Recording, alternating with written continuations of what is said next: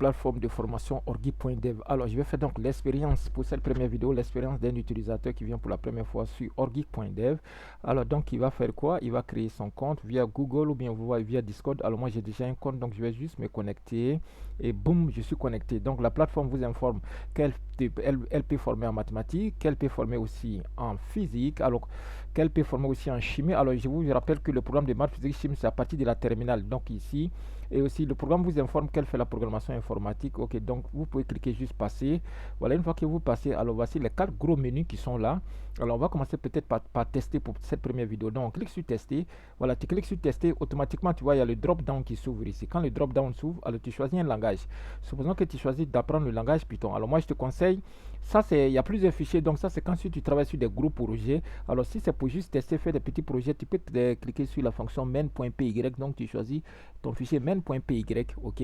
Voilà, tu vois, quand tu choisis, alors ce qui est déjà là par défaut, tu peux les virer, tout ça là, tu peux les virer et puis commencer à travailler avec ton script. Alors moi, je vais supposer que ce qui est là, il est déjà bien, je vais l'exécuter, donc je fais juste exécution ici, voilà. Tu vois, automatiquement ça s'exécute et tu peux même déplacer le résultat, tu peux le zoomer, voilà, et tu peux le rabattre, ok, tu peux le rabattre et puis après tu peux l'agrandir, etc., etc. Tu peux aller maintenant dans le tableau numéro 1, là-bas tu fais le langage C par exemple, donc tu cliques, tu choisis le langage C, le voilà ici.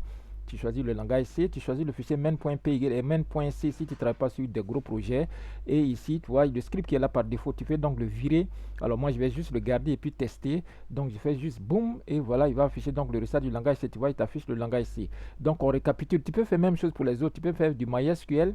Voilà, donc dans le tableau numéro 3. Tableau numéro 3, alors on va faire du SQL. Donc je viens ici, j'ai choisi ça. Tu vois, les requêtes qui sont là. Tu peux juste pour avoir un aperçu sur les bases de données. Tu fais Show Databases. Alors comme moi j'ai déjà connaissance, je vais juste lancer ces requêtes là et tu vas voir et boum, voici MySQL, tu vois. Chaque requête a son affichage, ok, on va dire sa fenêtre ici, ok, donc tu vois, donc ici ainsi de suite pour les autres tableaux, tu peux faire la même chose.